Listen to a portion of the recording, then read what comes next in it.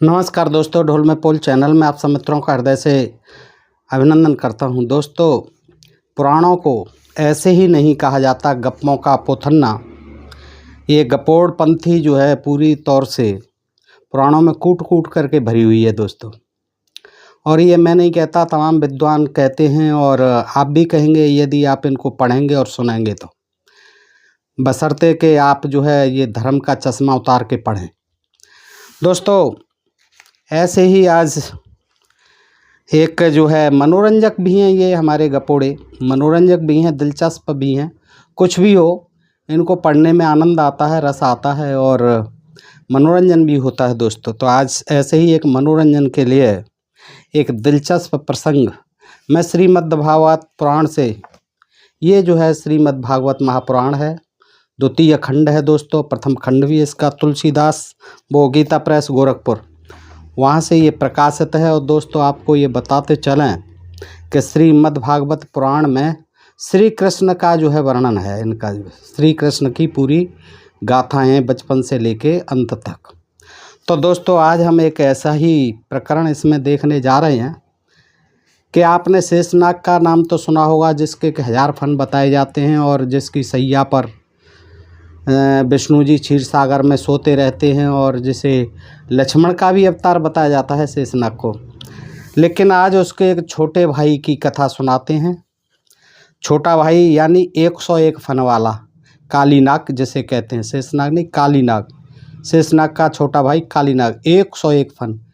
दोस्तों, वैसे आपने कहीं नहीं देखे होंगे, न होते हैं वाकई जो है, न 1000 फन का कोई फन सांप होता है और ना कोई कालीनाग जो है 101 फन का होता है कभी, वो भी यमुना जी के जल में। यमुना जी के जल में आपने देखा होगा, जल में कोई सांप नहीं रहता है, सब थल पर ही रहते हैं। बाय द वे कोई रहते भी हैं थोड़े बहुत सांप, तो वो जहरीले नहीं होते, उनमें कोई जहर नहीं होता, ऐसा हमने लिखा पढ़ा है, सुना है। तो दोस्तों, ये जो कालीनाग जो है विकट है, ये यमुना में रहता है और इस मामले में भी ये विकट है कि इसके शरीर से जो है जहर निकलता रहता है। जबकि आप और हम सब जानते हैं आज के सांप के पूरे शरीर में जहर नहीं होता है, केवल जो उसका जो विषदंत होता है उसके अंदर, उसके ऊपर एक छोटा सा सरसों के दाने के बराबर का एक विष ग्रंथि होती है, उसमें केवल जो है थोड़ा सा जहर रहता है, लेकिन वो इतना तीक्ष्ण होता है कि उसका एक बूंद ही तमाम लोगों को मार सकता है दोस्तों। कोबरा वगैरह जितने भी करैत, वाइपर, जितने भी जहरीले सांप हैं, इनकी एक जो है विष ग्रंथि होती है छोटी सी, सरसों के दाने की, माथे पे, आँखों के बीच में, दांत का जहाँ दांत जुड़ा होता है, तो दांत का जब जो है ये डंस मारता है, तब जो है आदमी के शरीर में थोड़ी सी मात्रा जो है जहर की पहुँच जाती है और आदमी मर जाता है दोस्तों। लेकिन यहाँ क्या हो रहा है कि जमुना जी में रहता है और ये भी बड़ी विचित्र बात है कि वो समुद्र से आया हुआ होता है। अब देखिए जो है मथुरा से, वृंदावन से जो है समुद्र कितनी दूरी पर होता है, गुजरात की कच्छ की खाड़ी, वहाँ पर जो है अरब सागर में, तो वहाँ से चल करके आया होगा। समुद्र में भी सांप नहीं होते हैं, समुद्र में भी यदा कदा मिलते हैं सांप जो है, लेकिन वो 101 फन वाले कोई नहीं होते। लेकिन वो वहाँ से आकर के यमुना जी में रहता है और यमुना जी में जो है सारा विषैला हो जाता है पानी, और उसको पानी को पी करके सारे गोप ग्वाल और गायें सभी बेहोश हो जाते हैं, मूर्छित हो जाते हैं। श्री कृष्ण जी को जब मालूम पड़ता है तो श्री कृष्ण जी जो है सबको जीवित कर देते हैं और फिर उस कालीनाग को जो है मारने के लिए वो उसमें कूद पड़ते हैं, काली दह में। उसको कुंड बताया जाता है, यमुना में कोई खास कुंड था, उसमें वो रहता था अपने परिवार सहित, उसके बीवी बच्चे थे, सारा परिवार था। और किस तरह से वो 101 फनों पर चढ़ के नाचते हैं और वहाँ जो है सारे गोप ग्वाल जो है आ जाते हैं घबरा करके, क्योंकि उसको लपेट भी लिया था कृष्ण जी को उसने जो है, लेकिन उससे फिर छूट करके नाचने लगते हैं। तब गोपी ग्वाल सब बड़े अचंभित होते हैं और फिर अंत में श्री कृष्ण के सामने कालीनाग की पत्नी आ जाती हैं। वे उनसे गुहार लगाती हैं कि महाराज इनको मारना मत, नहीं तो हम विधवा हो जाएंगी, अनाथ हो जाएंगी, हमारे बच्चे अनाथ हो जाएंगे। तो श्री कृष्ण जी दया करते हैं, उसे छोड़ देते हैं, लेकिन एक शर्त पर कि तुम्हें जाइए, तुम्हें जो है सागर में रहना पड़ेगा, यहाँ छोड़ जाइए यमुना जी को, इसका पानी विषैला होता है, इसका पानी जो है पीने लायक नहीं है, इसलिए आप छोड़ जाइए। तो काली नाग जो है फिर छोड़ करके समुद्र में चला जाता है। तो दोस्तों ये बड़ा रोचक प्रसंग है और आपसे अनुरोध करता हूँ कि आइए देखिए। ये अध्याय 16 है, 10वां स्कंद है और इसका शीर्षक है कालिय पर कृपा। 238 पेज से है दोस्तों, ये आपके सामने है। इसमें सुखदेव जी जो है कथावाचक हैं, जैसे आजकल के होते छोटे मोटे, ये बहुत बड़े सुखदेव जी कथावाचक थे। इस तरह के सूत जी महाराज थे कथावाचक, कभी व्यास जी महाराज भी कथा सुनाते थे, कभी कोई संत, जो बहुत हुए हैं ये ऋषि मुनि। तो यहाँ परीक्षित को जो है फुर्सत से सारी कथाएं सुना रहे हैं। तो सुखदेव जी कहते हैं, परीक्षित, यमुना जी में कालिय नाग का एक कुंड था, उसका जल विष की गर्मी से खौलता रहता था। देखिए, ऐसा कोई विष नहीं होता है कि वो पानी में डाल दिया जाए तो खौलने लग जाए पानी, लेकिन वहाँ तो यमुना जी का पानी पूरा खौलने लग गया। उसका जल विष की गर्मी से खौलता रहता था, यहाँ तक कि उसके ऊपर उड़ने वाले पक्षी भी झुलस कर उसमें गिर जाया करते थे। देखिए, उस कुंड में जो है पानी, यमुना जी में पानी, वो जहाँ कुंड का पानी था इतना विषैला हो जाता था, खौलता रहता था, और उसके ऊपर जो पशु पक्षी उड़ करके जाते थे पक्षी, वो भी झुलस के उसमें गिर जाते थे। उसके विषैले जल की उत्ताल तरंगों का स्पर्श करके उसकी छोटी छोटी बूंदें लेकर जब वायु बाहर आती और तट के घास पात वृक्ष पशु पक्षी आदि का स्पर्श करती, तब वे उसी समय मर जाते थे। देखिए, छोटी छोटी बूंदें लेके जब हवा आती थी और उनके ऊपर गिर जाती, उससे हवा जो स्पर्श कर जाती थी, छू जाती थी पशु पक्षियों से, घास पात से, तो वो भी मर जाते थे सभी पशु पक्षी। भगवान का अवतार तो आगे कहते हैं, हे परीक्षित, जैसा कि तुम जानते हो, ये भगवान का अवतार तो दुष्टों का दमन करने के लिए होता ही है। जब उन्होंने देखा, दुष्टों का दमन करने के लिए तो हुआ ही था कृष्ण का अवतार। जब उन्होंने देखा को सांप के विष का वेग बड़ा प्रचंड भयंकर है, बड़ा दुष्ट है ये, और वह भयानक विष ही उसका महान बल है, तथा उसके कारण मेरे बिहार का स्थान यमुना जी भी, यानी मैं पिकनिक स्पॉट, बिहार का स्थान यमुना जी भी दूषित हो गई है। तब भगवान श्री कृष्ण अपनी कमर का फेंटा कसकर एक बहुत ऊंचे कदम के वृक्ष पर चढ़ गए और वहां से ताल ठोंक कर उस विषैले जल में कूद गए। यमुना जी का जल सांप के विष के कारण पहले से ही खौल रहा था। बताइए, खौल रहा था विष के कारण पहले से।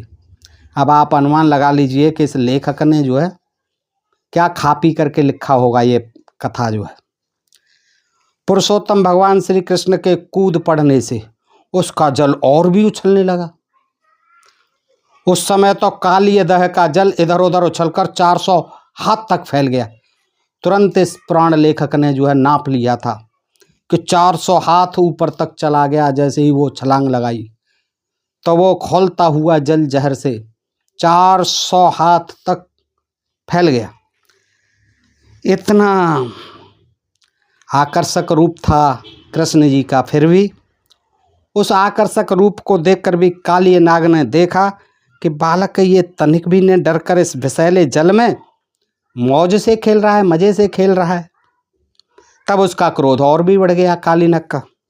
उसने श्री कृष्ण को मर्म स्थानों में डस लिया, अपने शरीर के बंधन से उन्हें जकड़ लिया। भगवान श्री कृष्ण नागपास में बंधकर निश्चेष्ट हो गए, यानी बेहोश हो गए। नागपास में यानी अपने में लपेट लिया उसने।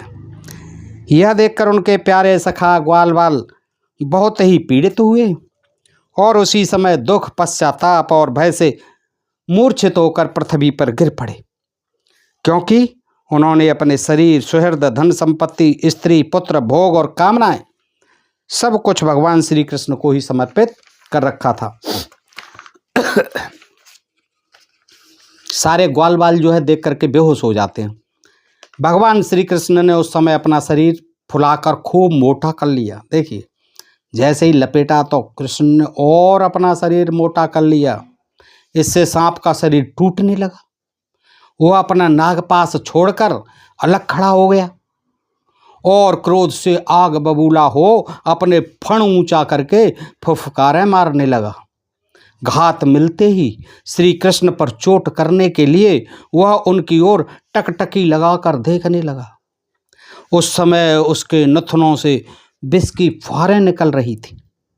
उसकी आंखें स्थिर थीं और इतनी लाल लाल हो रही थीं मानो भट्टी पर तपाया हुआ खपड़ा हो यानी भट्टी पर तपाया हुआ खपड़ा हो, ऐसी लाल लाल आंखें हो रही थी।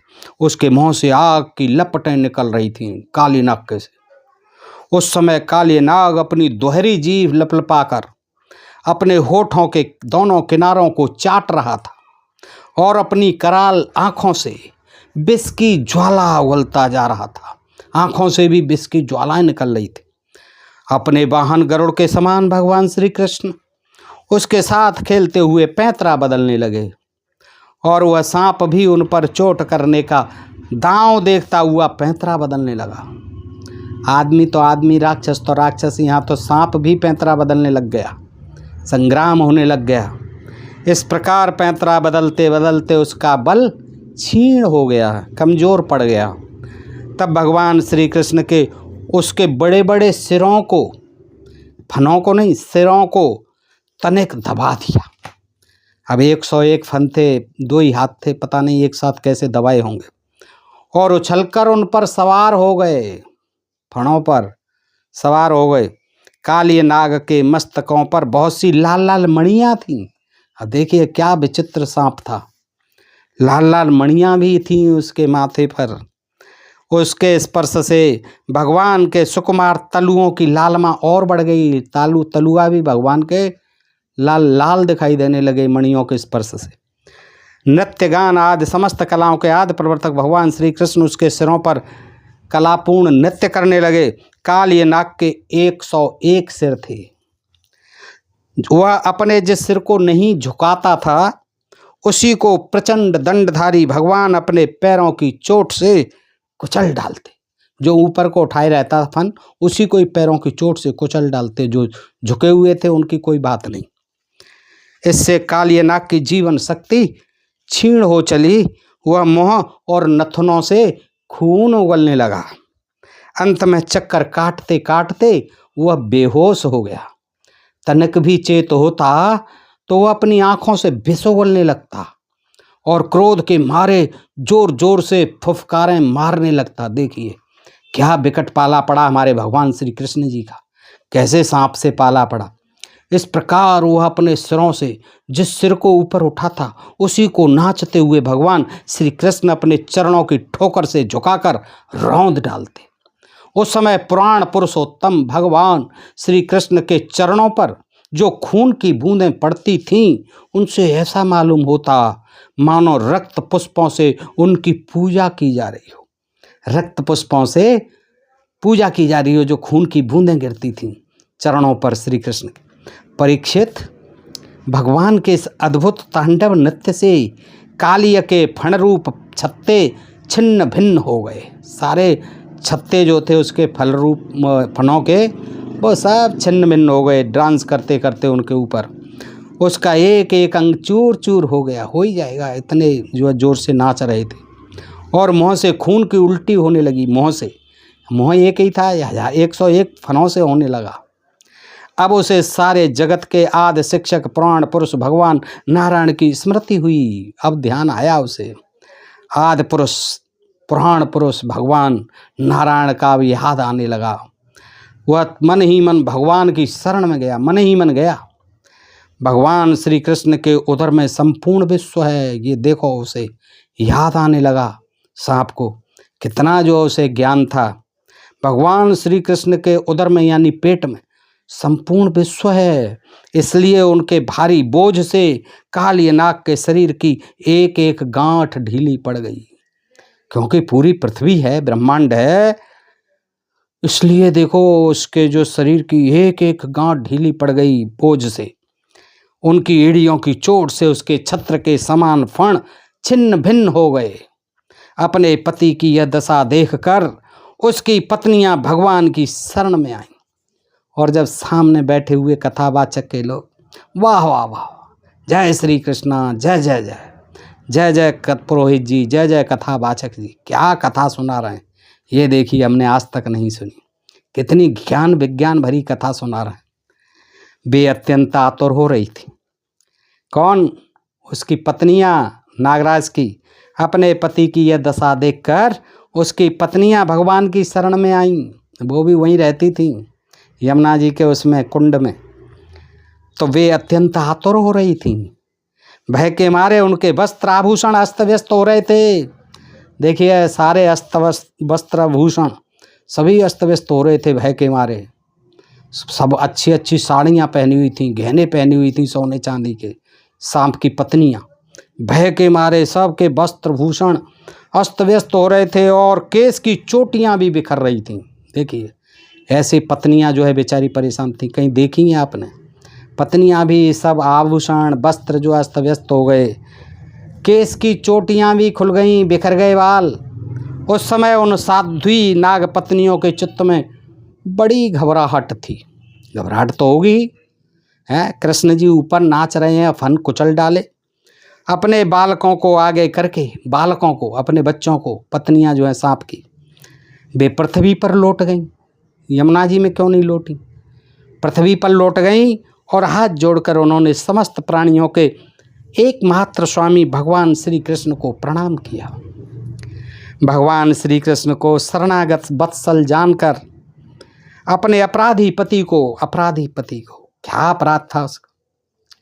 कौन सा अपराध कर दिया था श्री कृष्ण के प्रति? केवल यही ना कि उसका जहर जो है पूरे यमुना जी को विषैला बना दिया था। लेकिन ऐसा कभी नहीं होता है, किसी मुख से जो है इतना जहर किसी सांप में नहीं होता है कि यमुना जी का जल जो है, और फिर मतलब ही नहीं है उसमें निकलने का। पति को छुड़ाने की इच्छा से उन्होंने उनकी शरण ग्रहण की, शरण में आ गई पति को छुड़वाने के लिए। नाग पत्नियों ने कहा, प्रभु यह आपका अवतार ही दुष्टों को दंड देने के लिए हुआ है। देखो वो भी कितनी विद्वान थी, शायद उन्होंने ये कथावाचकों से कथा सुन रखी थी।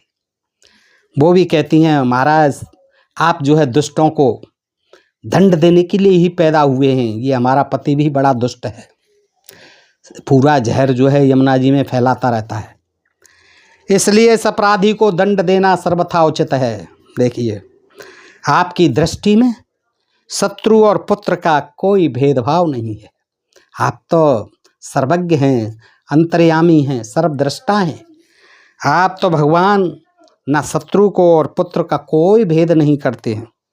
इसलिए आप जो किसी को दंड देते हैं वह उसके पापों का प्रायश्चित कराने और उसका परम कल्याण करने के लिए ही है।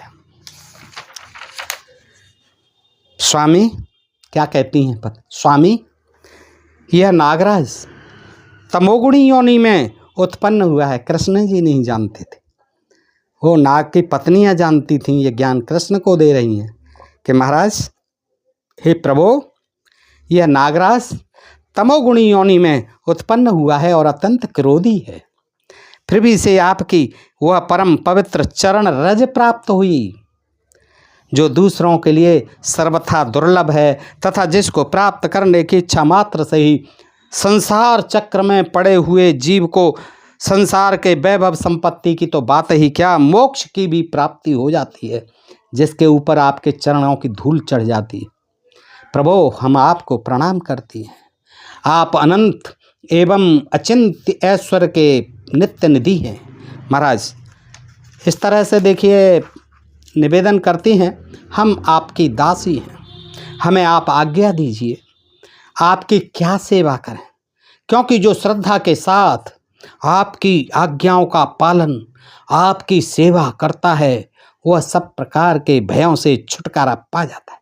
देखिए कितना विद्वान थी, सारा ज्ञान दे रही हैं कृष्ण जी के आगे। सुखदेव जी महाराज भी ज्ञान दे रहे हैं परीक्षित को। आगे सुनो परीक्षित कि भगवान के चरणों की ठोकरों से काली नाग के फण छिन्न भिन्न हो गए थे, वह बेसुध हो रहा था।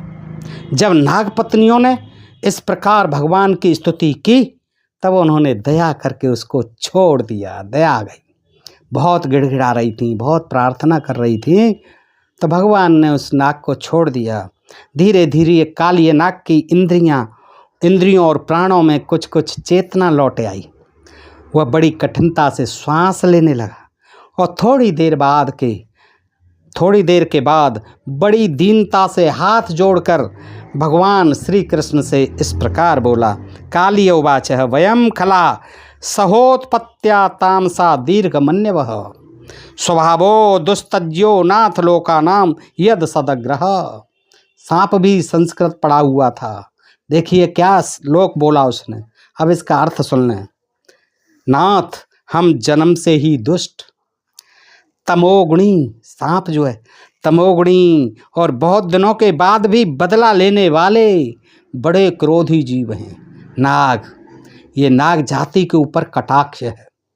नागों से दुश्मनी दिखाई, जबकि ये भी शूद्र वंश में पैदा हुए और ये जो है नाग वंशों में इनकी रिश्तेदारियां थीं इन सब की। तो ये जो है नाग वंशों को शत्रु बनाने के लिए, नागों को मरवाने के लिए ये नाग वंश की कथा जो है इस तरह से पुराणों में लिखी है। अंदर की बात आप सोचने की समझने की कोशिश करेंगे तो हम जन्म से ही, देखिए काली नाग कह रहा है, हम जन्म से ही दुष्ट हैं, तमोगुणी हैं और बहुत दिनों के बाद भी, यानी बहुत दिनों के बाद भी फिर बदला लेने वाले, प्रतिशोध लेने वाले बड़े क्रोधी जीव हैं महाराज। जीवों के लिए अपना स्वभाव छोड़ देना बहुत कठिन है।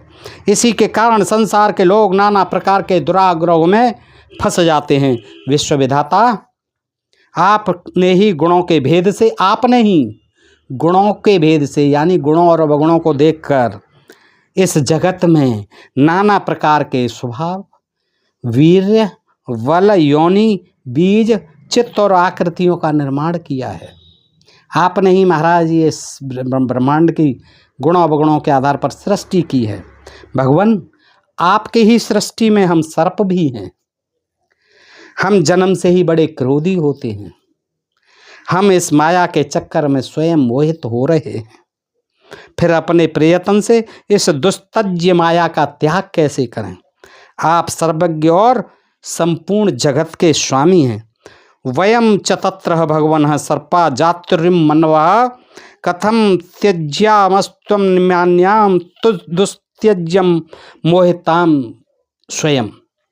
58वां श्लोक, पृष्ठ 247, 10वें स्कंद, अध्याय 16, श्रीमद् भागवत पुराण।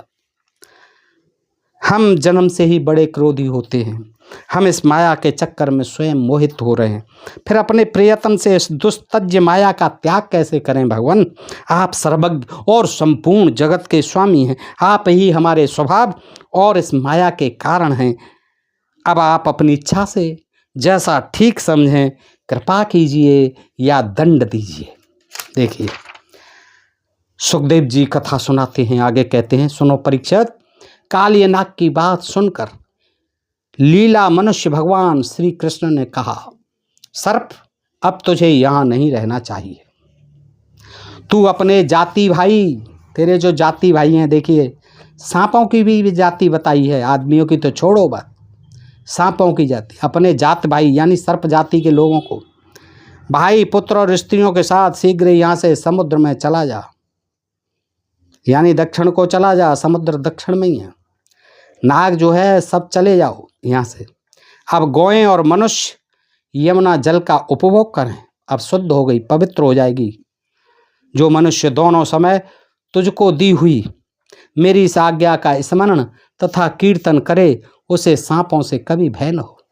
श्री कृष्ण ही कह रहे हैं कि मेरी आज्ञा का इस मतलब कथा का इस कीर्तन करेगा, स्मरण करेगा, वाचन करेगा, पठन पाठन करेगा, श्रवण करेगा, उसे सांपों से कभी भय नहीं होगा।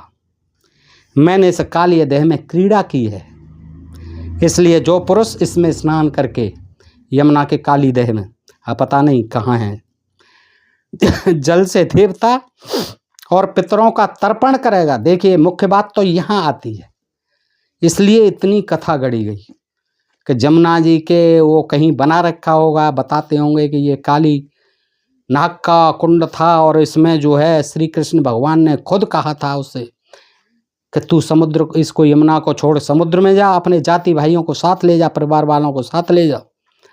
और असल में बात तो यह है परीक्षित, किस लिए जो पुरुष इसमें स्नान करके जल से देवता और पितरों का तर्पण करेगा, ब्राह्मणों से करवाएगा ही तर्पण, दान दक्षिणा देगा, एवं उपवास करके मेरा स्मरण करता हुआ मेरी पूजा करेगा, वह सब पापों से मुक्त हो जाएगा। कितने ही पापी हो, सब मुक्त हो जाएगा। मैं जानता हूँ कि तू गरुड़ के भय से रमणक द्वीप छोड़कर इस देह में आ बसा था। ये भी श्री कृष्ण भगवान थे, जानते थे कि तू गरुड़ के भय से, गरुड़ खा जाता था समुद्र में घुस घुस के। इसमें समुद्र नहीं, रमणक द्वीप लिखा है। रमणक द्वीप छोड़कर इस देह में आ बसा था। अब पता नहीं कहाँ है देह। अब तेरा शरीर मेरे चरण चिन्हों से अंकित हो गया है, चरण चिन्हों से अंकित हो गया है, इसलिए जा, अब गरुड़ तुझे खाएंगे नहीं, पहचान लिया करेंगे। मेरा स्टाम्प लग गया मेरे चरणों का, तेरे सिरों पे। गरुड़ पहचान लेगा कि हाँ, ये तो हमारे स्वामी के चरण कमल के चिन्ह हैं। अब तुझे गरुड़ों से डर नहीं रहेगा, गरुड़ तुझे खाएंगे नहीं। भगवान श्री कृष्ण की एक एक लीला अद्भुत है परीक्षित। उनकी ऐसी आज्ञा पाकर कालिया नाग और उसकी पत्नियों ने आनंद से भरकर बड़े आदर से उनकी पूजा की। उन्होंने दिव्य वस्त्र, देखिए, पुष्पमाला, मणि, बहुमूल्य आभूषण, दिव्य गंध, चंदन और अति उत्तम कमलों की माला से जगत के स्वामी गरुड़ध्वज भगवान श्री कृष्ण का पूजन करके उन्हें प्रसन्न किया। किन्होंने? सांपों ने। जब सांप दे सकते हैं तो श्री कृष्ण की पूजा के नाम पर श्री कृष्ण को क्या क्या नहीं दे सकते आज के भक्त। आज के भक्त तो बड़े अमीर हैं, सांपों से कई गुना अमीर हैं। तो जब एक जो है सरीसृप जो है वो इतने दिव्य वस्त्र दिए सांपों ने, पत्नियों ने श्री कृष्ण जी को, अब बताइए उन पे क्या कमी थी। भगवान को भी भेंट कर रहे हैं, ब्राह्मणों को की होगी, लेकिन उन्होंने कह दिया कि श्री कृष्ण को दिए दिव्य वस्त्र। आज इनकी कथा सुनेगा तो वो देंगे दिव्य वस्त्र, पुष्पमाला, मणि, सांप मणि भी रखते थे, बहुमूल्य आभूषण, सोने चांदी के, हीरे जवाहरात के, दिव्य गंधन, चंदन और अत्युत्तम कमलों की माला से जगत के स्वामी गरुड़ध्वज भगवान श्री कृष्ण का पूजन करके उन्हें प्रसन्न किया।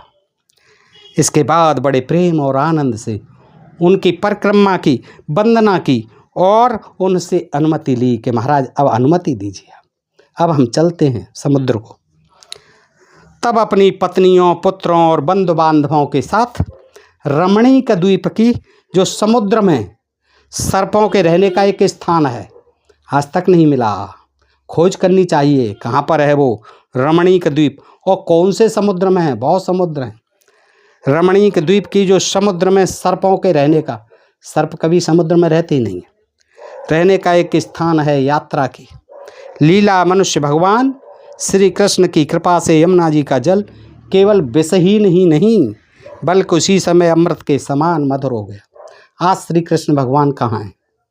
आज तो उससे भी कई लाखों गुना जो है विषैला हो गया है, कुल्ला करने, आचमन करने लायक भी नहीं है।